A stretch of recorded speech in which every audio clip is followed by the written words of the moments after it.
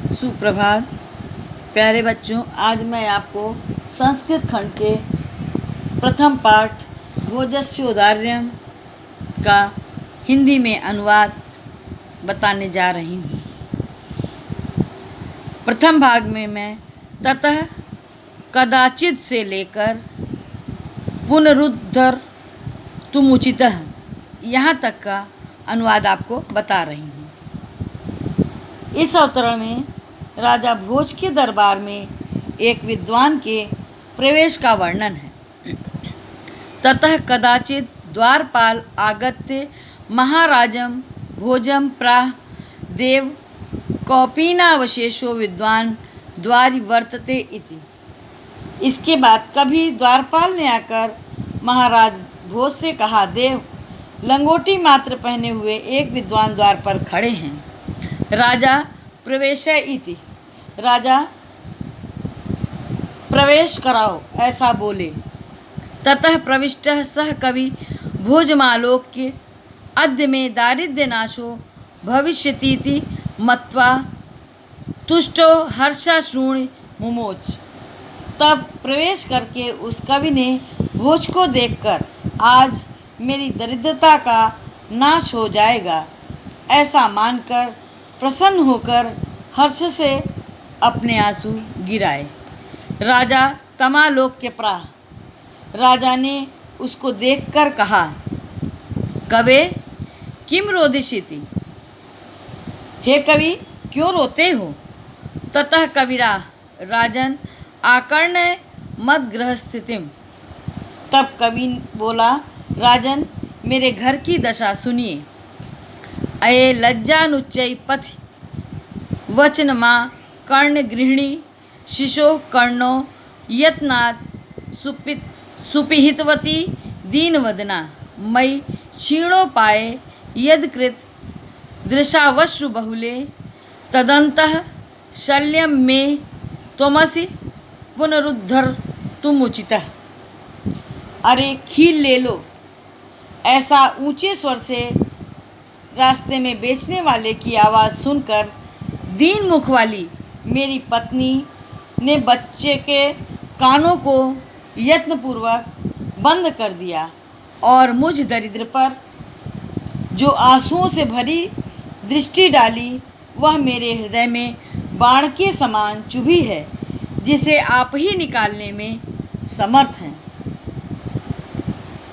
अगले भाग में मैं राजा शिव इति यहाँ से लेकर भिक्षाटनम तक की अनुवाद को बताती हूँ। इस अवतरण में विद्वान की विद्वता के आधार पर पुरस्कार दिए जाने का वर्णन है।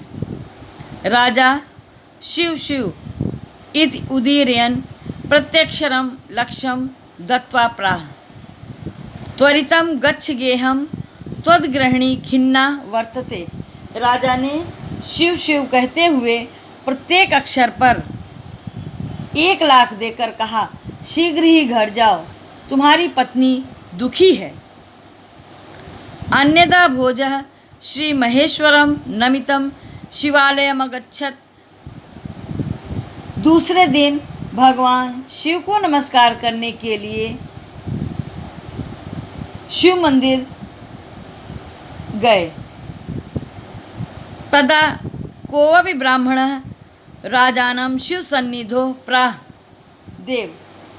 तब कोई ब्राह्मण राजा से शिव के सामने बोला, अर्धदानो वैरिणा गिरिज्याप्यर्धम शिवस्याहृतं देवेत्थं जगति तले पुरहरा भावे समुन्मीलति गंगा सागर अंबरम शशिकला नागाधिप क्षमास्थलम सर्वज्ञत्व मधीश्वरत्व मगत त्वाम माँ तु भिक्षाटनम। हे देव, शिव जी का आधा अंग विष्णु ने, आधा पार्वती ने ले लिया। इस पृथ्वी तल पर भगवान शिव के देह से रहित हो जाने पर गंगा समुद्र में मिल गई, चंद्रकला आकाश को, शेषनाग पृथ्वी तल से नीचे पाताल में, सर्वज्ञता और ईश्वरता आपको प्राप्त हुई और भिक्षाटन मुझ में आ गया। अगले भाग में मैं राजा तुष्टः से लेकर लक्ष्मीर नुद्य मिनाम्यु यहाँ तक का अनुवाद आपको बताती हूँ। इस अवतरण में कवित्री के सम्मान का उल्लेख किया गया है। राजा तुष्टई तस्मै प्रत्यक्षरम लक्ष्यम ददो। राजा ने संतुष्ट होकर उसके लिए प्रत्येक अक्षर पर 1,00,000 दिया। अन्यदा राजा समुपस्थितां सीतां प्राह देवी प्रभात वर्ण इति सीता प्राह।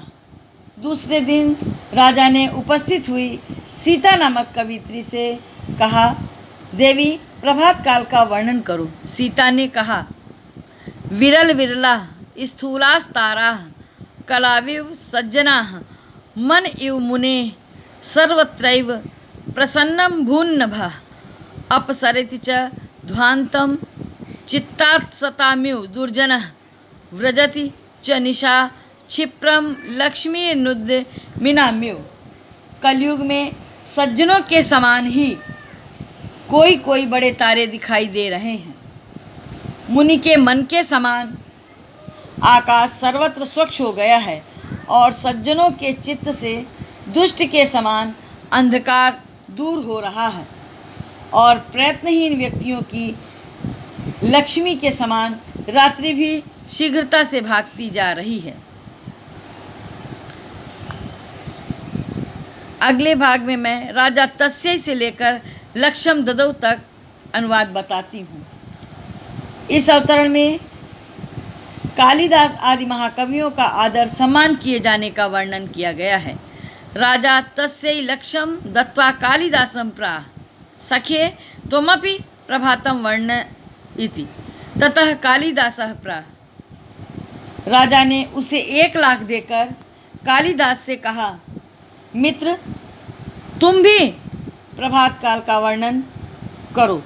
तब कालिदास ने कहा, अभूत प्राची पिंगा रस पतिरिव प्राप्य कनकम गतच्छाय चंद्रो बुधजन इव ग्राम्य सदसि क्षणम क्षीणास्तारा नृप्तय इवान्युद्यम परा न दिया राजन्ते द्रविण रहिता नाम्यु गुणा।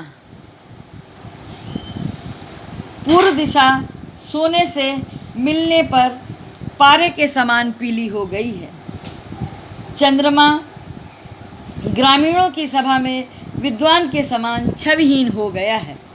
उद्यमहीन राजाओं के समान तारे क्षण भर में क्षीण हो गए हैं और धनहीनों के गुणों के समान दीपक शोभित नहीं हो रहे हैं।